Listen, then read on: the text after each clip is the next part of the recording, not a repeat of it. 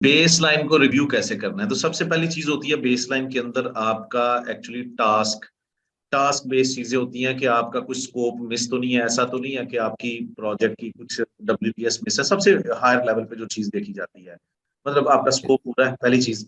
और दूसरी जो इम्पोर्टेंट चीज होती है वो ये है कि आपकी कॉस्ट मैच कर रही है, पूरे प्रोजेक्ट की कॉस्ट वही है जो आपकी वो प्रोजेक्ट कॉन्ट्रैक्ट कॉस्ट है, ठीक है। तीसरी इंपॉर्टेंट चीज है जो आपकी डेट्स हैं मेंशन कॉन्ट्रैक्ट के अंदर, स्टार्ट डेट फिनिश डेट, वो वही है, मीट कर रही हैं। फिर आपने रियलिस्टिक अप्रोच के साथ देखना होता है कि आपका ये ऐसा तो नहीं है कि कोई अवेलेबल डाटा जो मैं पहले एक्सप्लेन कर रहा था, अगर एक एक्टिविटी 10 दिन किया तो आप देखें अच्छा जी उसको 5 दिन में तो नहीं आपने मतलब बिलो, ये कुछ चीजें होती हैं जो रियलिस्टिकली आपने डबल चेक करनी होती है, ड्यूरेशन सही मैंने एलोकेट किया, रिसोर्सेज ठीक है, ये चीजें कुछ चेक एंड बैलेंस है। फिर आपका फ्लोट होता है, जब आप सीपीएम डेवलप करते हैं तो एक आपका फ्लोट आ रहा होता है, आप उसका कॉलम ऐड करके भी देख सकते हैं। फ्लोट आपका 15% टोटल प्रोजेक्ट ड्यूरेशन, लेट से आपका प्रोजेक्ट जो है 100 डेज का, तो आपका फ्लोट आ रहा है 35 दिन का, दैट इज रॉन्ग। आपका फ्लोट आना चाहिए 15 से 18 डेज का, टोटल जो फ्लोट है, टोटल फ्लोट मतलब जो पैरेलल भी हो सकता है, एक सीरीज पे 15 दिन का, दूसरी पे भी 15 दिन का, वो 30 नहीं बनेगा, वो पैरेलल है, वो 15 दिन ही रहेगा। एग्जाम्पल के तौर पे मैं बता रहा हूँ कि आप दो लड़के वो दो एक टीमें हैं, ठीक है ना, एक टीम काम कर रही है 12 से शाम 4 बजे तक, ठीक है, किसी एक टास्क पे, दूसरी भी 12 से 4 बजे तक कर रही है। तो वो एक टाइम के अंदर ही दोनों काम होते हैं, ठीक है। वो जो टाइम लाइन है, जो एक टाइम गुजर रहा है, वो डबल टाइम होगा उनकी जब पेमेंट के टाइम पे हम कैलकुलेट करेंगे एफर्ट को। एफर्ट बाकी वो टाइम एक ही है, ठीक है ना, बिल्कुल। जमाने के लिहाज से। तो तो ये स्टैंडर्ड है, 15 से 18% ही होना पंद्रह चाहिए। 20% से ज्यादा फ्लोट नहीं होना चाहिए, लेकिन आप 10 to 20% डिपेंड्स करता है, ये फ्लोट की रेंज होनी चाहिए, ठीक है। और ये चीजें होती हैं। और एस कर्व आपका स्मूथ होना चाहिए, the most important thing. S curve ऐसा नहीं होना चाहिए, आपका ऐसा एस कर्व नहीं होना चाहिए, ऐसा एस कर्व नहीं होना चाहिए, ऐसा एस कर्व नहीं होना चाहिए। आपका एस कर्व हमेशा लॉजिकल बेस पे, आप जब एस कर्व डेवलप करेंगे, आपका S curve with the S curve को एस कर्व क्यों कहा जाता है, जब भी कोई प्रोजेक्ट स्टार्ट होता है, remember this concept, S curve को एस कर्व क्यों कहा जाता है। जब भी कोई प्रोजेक्ट स्टार्ट होता है, आपको पता है कि शुरू के कुछ टाइमलाइन होती है, उसमें इतने ज्यादा काम नहीं होते। आपने हम्म। मशीनरी प्रोक्योरमेंट करनी है, आपने सारे अरेंजमेंट्स करने हैं, आपने सारा कुछ करना होता है, ऐसा ही है कि नहीं। तो आपकी ऐसे बड़ी ही। स्लो प्रोग्रेस होती है, तो आपका प्रोजेक्ट ऐसे चल रहा होता है, स्लो प्रोग्रेस, ठीक है। समझ रहे हो, मतलब इतनी ऐसे ज्यादा ही। प्रोग्रेस नहीं। जब आपके थोड़े काम शुरू हो जाते हैं, आपकी कंक्रीट लग रही है, आपका बेस लग रहा है, आपकी साल्ट असफाल्ट लग रही है, आपके कंक्रीट लग रही है, तो आपकी ज्यादा काम शुरू हो गए, सारी चीजें, तो आपका प्रोजेक्ट पीक की तरफ जाना शुरू हो गया। ये आपके ज्यादा काम हो रहे हैं ना इस टाइमलाइन के अंदर, ये हम्म। मिड आ गया, पीक आ रही है।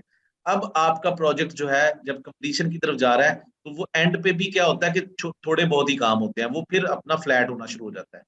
तो ये सही। इसलिए एस कर्व कहलाता है, इसकी शेप ऐसी है, एस जैसी है, ठीक है। सही। ये एक real real project cost distribution है, समझ सही रहे ये हो। हो। तो एस एस कर्व की शेप भी आपको थोड़ी सी हेल्प आउट करती है, कि ऐसा नहीं है कि इस महीने में आपने कहा कि $100 मिलियन लगेगा, अगले में 2 बिलियन, अगले में 3 बिलियन। ओ भाई नहीं, ऐसा नहीं है, 100 बिलियन क्यों इतना जल्दी लगा रहे हो, प्रॉपर प्लानिंग करनी चाहिए आप, ठीक है। सही।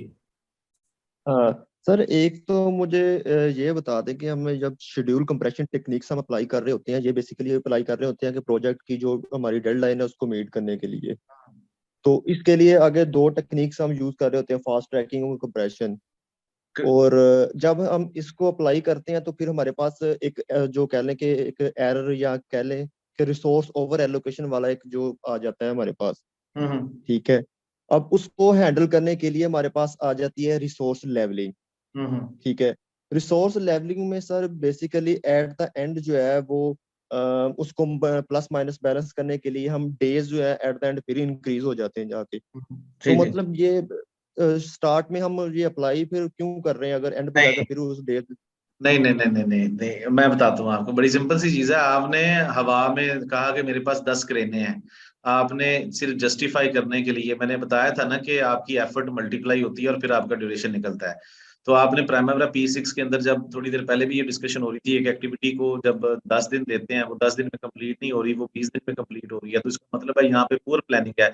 आपने प्रोडक्टिविटी को खातिर खा नहीं रखा, you have never considered productivity, या अवेलेबल मशीनरी नहीं है, या दो ही चीजें हो सकती है ना, कि मतलब आपने कहा यार ये जो काम है 10 दिन में हो जाएगा, रियलिटी में 20 दिन का हो रहा है, तो ये क्यों इतना जी जरा गैप आ रहा है हमजा? तो आपके सवाल का जवाब भी है इसमें, क्यों 20 दिन में हो रहा है, क्योंकि आपने अवेलेबल मशीनरी को कंसिडर नहीं किया। अब अवेलेबल मशीनरी को कंसीडर नहीं किया तो ज्यादा मशीनरी एलोकेट कर दी। ऑन पेपर तो ये काम जल्दी हो रहा है, ठीक है, ऑन पेपर तो 10 दिन में हो रहा है, तो जब जी यहाँ पे ओवर एलोकेशन है, यहाँ पे क्रेन एक लगी हुई है, ठीक है, लेकिन जी आपने इसलिए ये 20 दिन में काम हो रहा है, और आपने जब प्लानिंग की तो 2 क्रेनें लगा दी, ठीक है।